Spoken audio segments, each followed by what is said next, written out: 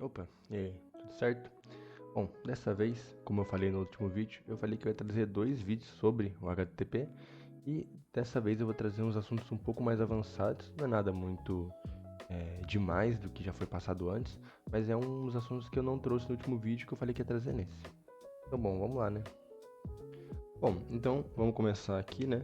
Como sempre, HTTP, parte 2.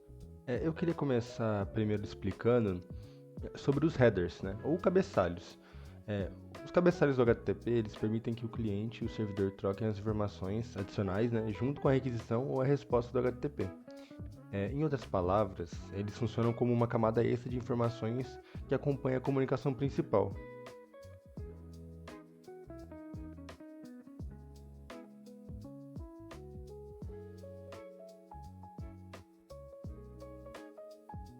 E seria basicamente isso aqui, ó.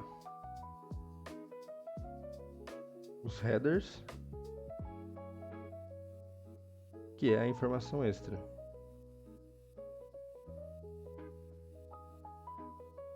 Um cabeçalho de solicitação ele é composto pelo seu nome, sem diferenciar de letras maiúsculas ou minúsculas, seguido por dois pontos, e pelo seu valor, sem a quebra de linha.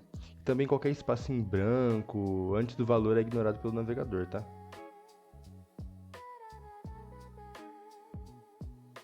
Aí tem o nome, ele tem o valor, e é sempre separado pelos dois pontos.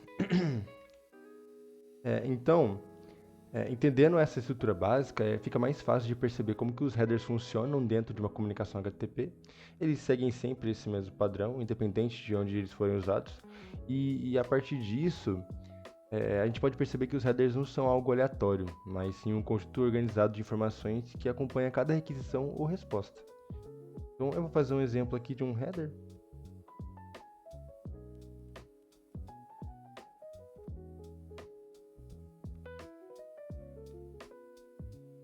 Aí ele tem o nome, separado por dois pontos, e as informações.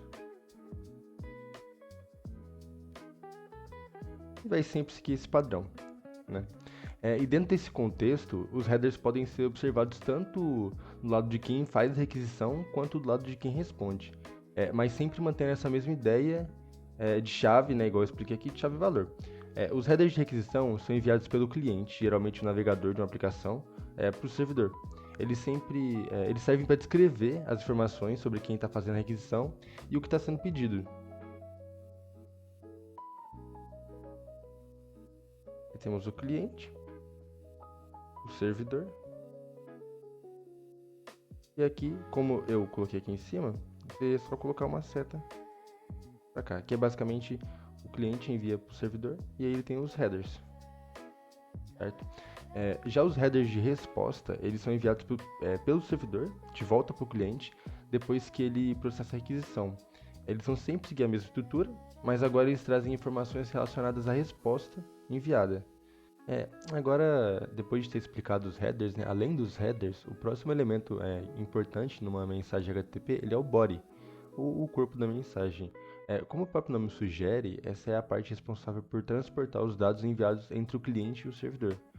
O body pode estar presente tanto em requisições quanto em respostas HTTP, mas, no entanto, nem toda mensagem possui um corpo. Requisições do tipo GET, por exemplo, normalmente não enviam dados no body, enquanto métodos como POST, PUT e PATCH costumam utilizá-lo para enviar informações ao servidor. O body pode transportar diferentes tipos de conteúdo, como textos, imagens, arquivos JSON. No desenvolvimento de APIs, o JSON é o formato mais utilizado por ser o mais simples. Ele é leve e fácil de interpretar. Então, eu vou colocar aqui o body. Como eu falei, ele pode transportar vários tipos de conteúdo, né? Então, JSON, HTML, XML, imagens.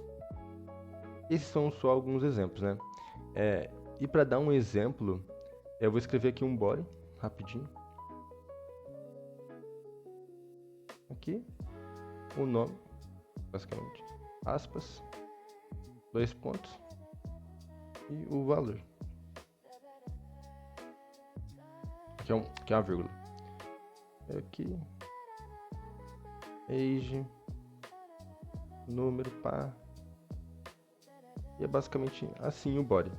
Bom, agora que você já entendeu como os dados são enviados pelo body, surge uma dúvida. Se o protocolo HTTP é sem estado ou stateless, como que um site consegue lembrar que você já fez login? E aí que entram os cookies e as sessões. Um cookie ele é um pequeno conjunto de dados que o servidor envia para o navegador. O navegador armazena essas informações e envia elas automaticamente nas próximas requisições para o mesmo site. Então, aqui basicamente o servidor ele envia os cookies para o navegador e o navegador vai armazenar. Na maioria dos casos, o cookie não guarda todas as informações do usuário. Ele guarda apenas um identificador único, que é chamado de ID de sessão. Quando o navegador faz uma nova requisição, esse identificador é enviado novamente para o servidor. Assim, o servidor consegue localizar a sessão correspondente e reconhecer que aquela requisição pertence ao mesmo usuário. Dessa forma, mesmo que o HTTP seja um protocolo sem estado, o uso de cookies e sessões permite que a aplicação mantenha informações entre diferentes requisições, como um usuário autenticado ou um carrinho de compras. Tendo entendido os cookies e as sessões, existe outra forma muito comum de identificar um usuário que é utilizando tokens. Em vez do servidor manter uma sessão para cada usuário, ele pode gerar um token e entregar para o cliente após a autenticação. Daí, nas próximas requisições, o cliente envia esse token para o servidor. Assim, o servidor consegue verificar se esse usuário está autenticado e se ele tem permissão para acessar determinado recurso. Um dos formatos de tokens mais utilizado atualmente é o JWT, que é basicamente o JSON Web Token. Ele é um padrão, que permite transmitir informações de forma segura entre duas partes e ele é bastante comum em APIs modernas. Mas é importante destacar que o JWT ele é apenas um tipo de token. Existem diversos formatos de tokens e nem toda aplicação utiliza JWT. A escolha depende das necessidades da arquitetura de cada sistema. O mais importante é entender o conceito. E depois que o usuário se autentica, o cliente passa, a enviar um identificador nas próximas requisições para provar sua identidade. E a forma como esse identificador é implementado pode variar de uma aplicação para outra. Bom, e por último, tudo isso que eu mostrei sobre os headers, o body, cookies e autenticação não fica só na teoria. Na prática, você consegue ver exatamente como isso funciona usando ferramentas do dia a dia. Se você abrir o DevTools do navegador e acessar na aba Network ou Rede, você vai encontrar todas as requisições que o seu site fez, desde carregar uma página, ou buscar dados de uma API, ou enviar um formulário. Aí quando você clica numa dessas requisições, você consegue explorar praticamente tudo o que acontece naquela comunicação. Na seção de headers, por exemplo, é possível você ver a URL que foi acessada, o método HTTP que foi utilizado, como GET ou POST, além dos cabeçalhos enviados pelo navegador. Como informações sobre o tipo de conteúdo, autenticação, cookies e muito mais. Se a requisição estiver enviando dados, como um login ou cadastro, você também consegue visualizar o body da requisição. É nele que aparecem as informações como e-mail, senha, nome do usuário ou qualquer outro dado enviado pelo servidor. Enviado para o servidor. Além disso, você pode analisar a response, que é justamente a resposta que o servidor devolve. Ela pode conter um JSON com os dados solicitados, ou uma mensagem de erro, ou até uma confirmação de que a operação foi realizada com sucesso. Dependendo da aplicação, também é possível observar os cookies sendo enviados e recebidos, e é através deles que muitas vezes o navegador mantém a sessão do usuário e permite que ele continue autenticado sem precisar fazer login a cada nova página. Quando você começa a explorar essas informações, você percebe que tudo aquilo que você estudou sobre HTTP deixa de ser algo abstrato e você consegue acompanhar cada etapa da comunicação acontecendo em tempo real. No fim das contas, o DevTools não cria nada de novo, ele apenas revela o que esteve acontecendo nos bastidores. E basicamente o navegador envia uma requisição, essa requisição carrega informações importantes, o servidor processa tudo, devolve uma resposta e o navegador utiliza essa resposta para atualizar a aplicação. É exatamente esse ciclo que acontece milhares de vezes enquanto você navega na internet. Bom, o vídeo foi basicamente esse, não foi nada muito longo nem muito complexo.